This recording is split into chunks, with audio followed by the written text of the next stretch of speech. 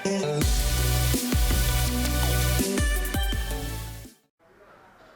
guys, so the challenge was to mod an XZeus in about 48 hours, and I'm going to use this as my opportunity to make an XZeus 2 shell by JetX review. The best way to do that is to start by seeing if it'll take what it's supposed to do, being a direct replacement shell for the Nerf Longshot. I found this Longshot in Singapore. It was very difficult to find. I had to call in a favor to get it, but this is the Singapore Longshot CS6Z Squad version. So we're going to take this and this, and we're currently in the absolute best workshop to be in. We are in the Explorer workshop itself. These are the CNC machines that the original XZeus and Xmando and whatnot came off of. I've got all of this set up, so with no more talking about it in this style, let's go ahead, let's crack this long shot, let's crack this shell, let's see what we're working with, and let's make something that's at least war practical. Not a ton of time, but we've got plenty of Singapore Coca-Cola to work with, so this is going to be very exciting. Can't wait to crack this guy open.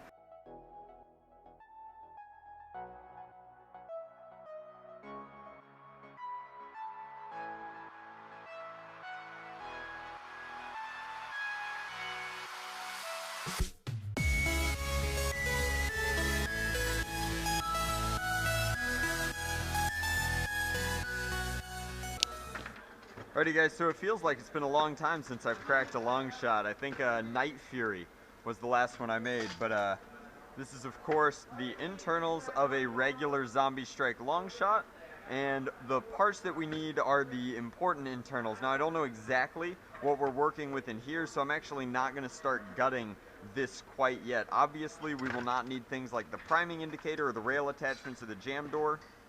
I believe that this kit has its own bolt sled, so I think that we're just going to need the bolt itself. I was just given this. I think that this is Artifact, right? Oh, no, that's... Zaruko? I think that this is Zaruko Nerf mods.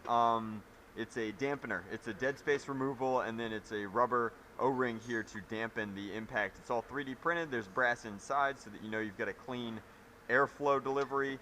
And I'm really not sure what I'm going to put in. David has offered me an Artifact kit, but we're in Explorer, which means we could use whatever we wanted. Like, for real, there's X-Power kits here, there's all sorts of stuff. I'm very tempted to go old school since everybody here wants to use half-length darts, and I can't build an Angel Breach in this time, so I might make it fire full-length darts. I just really haven't decided, but the most important step we have to go now at this point is to crack this. I really want to see inside.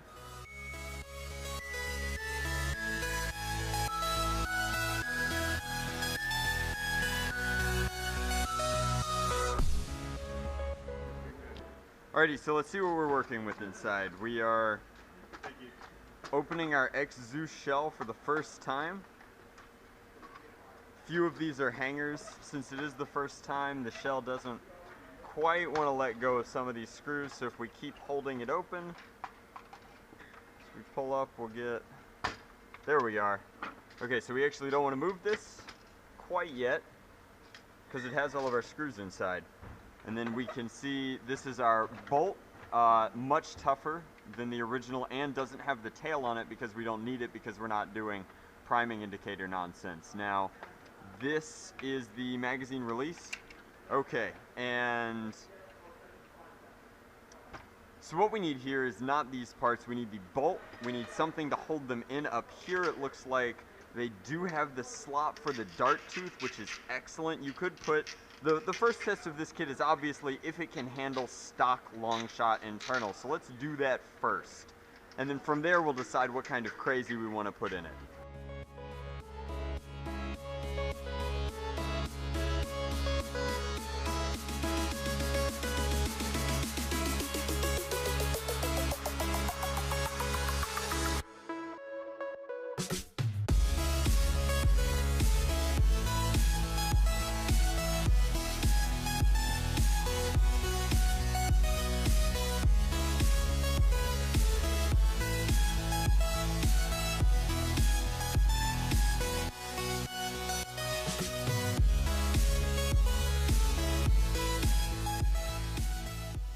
So the video goggles died, which is no big deal because the iPhone would fit in the clamp. So now we have this to talk about this. Now, I've only put 2 screws in here because this is just a test, but these internals, stock long shot internals, you can see we're actually using a bolt, not even the foregrip. No stock, no nothing, no nonsense.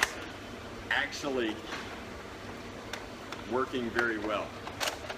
All the way forward, shell tries to open itself, close it back up, but fire starts. Fire starts perfectly, smoothly, and consistently. You just have to hold the shell together because it wasn't worth anything along that line. But I think we're out of darts, so now we have to take it apart and put real internals in it so that it can fire on the war games on Saturday. Let's do it.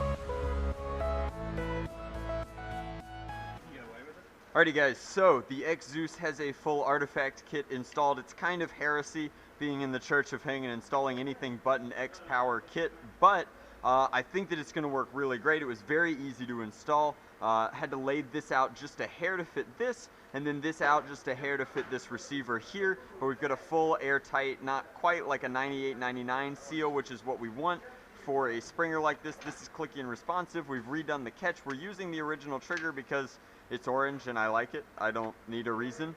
I've tested this kit with stock internals and I really like it. Let's seal it up with the actual shell and the pump grip and the stock and see what we're working with. I think it's going to be really, really great.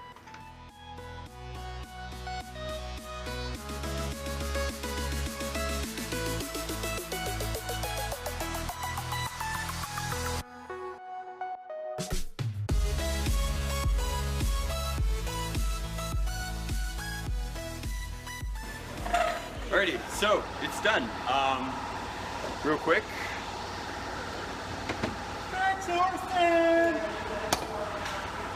Add this for safety, right guys?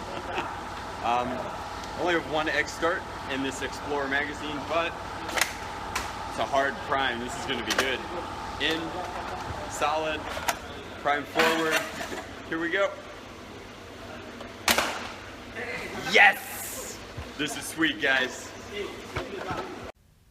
So I'm back in my hotel room. I'm actually using this as a firing line. We're obviously in Singapore because we have the fantastic Marina Bay Sands out in the distance, but this is the XZeus 2 shell that I've finished modifying and can't wait to take to today's war games. In fact, I gotta leave in about 20 minutes for those, but this is a fantastic shell. So for $135 US, you get this shell, which comes with the stock, the bolt sled, the priming bar, and all of this Picatinny tactical rail. It also comes with a faux barrel and the muzzle brake. Now I've changed that so that it's the artifact kit inside with the artifact kit spacer, but this actually nests over it perfectly to disguise that and give you the ultra sweet orange tip. But this is a solid kit. I have 15 kilograms or 16 or so in mine, and the prime is not only smooth, but it's also not flexing at all, which tells me that the bolt sled is pretty solid. That's excellent. I know that other people put up to 20 kilograms in theirs, and no worries there. Like, heavy spring load's not a problem for this bolt sled, and if you had an aluminum bolt sled, these aluminum priming bars on the outside are actually quite thick. They are very solid, and I don't see them going anywhere. Advantages to this, because it is fundamentally just a long shot shell, are that it's much nicer in a lot of ways. The handle is very comfortable. I like it a lot. The magazine release is super duper cool.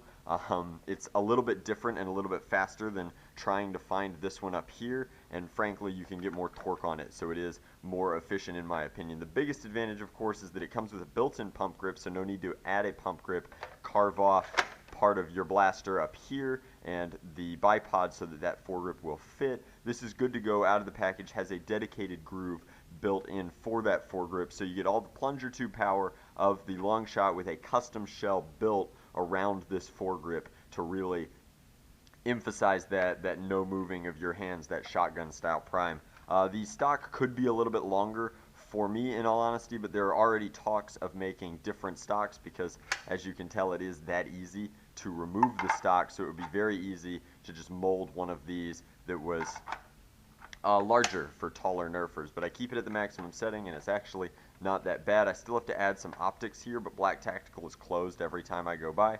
I have exactly 3 X darts in this. I think this is the new clear artifact PMAG, thanks Enoch, and it is it's just a sweet blaster. Whoever gets to keep this in Singapore, I hope you enjoy, because it is hot. Hope I don't get in trouble for doing this in my hotel. It's just a really, really cool blaster. I'm really looking forward to taking it to today's war games and putting it through some stressful situations in testing, but you saw the entire mod guide. I think that for $135, this is actually priced very fairly, which is new to the market. Explorer stuff is very expensive because of the CNC machining. The XJet stuff is injection molded. It seems to be just as solid in a lot of ways. Like, it's not quite as heavy, but the prime, the smoothness of it, however you define that, like Nerf plastic usually feels pretty good, Busby plastic usually feels pretty cheap. This feels top end. It's very thick plastic, it's well molded, and I like it a lot. In fact, the alignment here is better than my X-Mando, which is very impressive. So this is the XZeus 2. Let's take it out and play with it in an actual battle.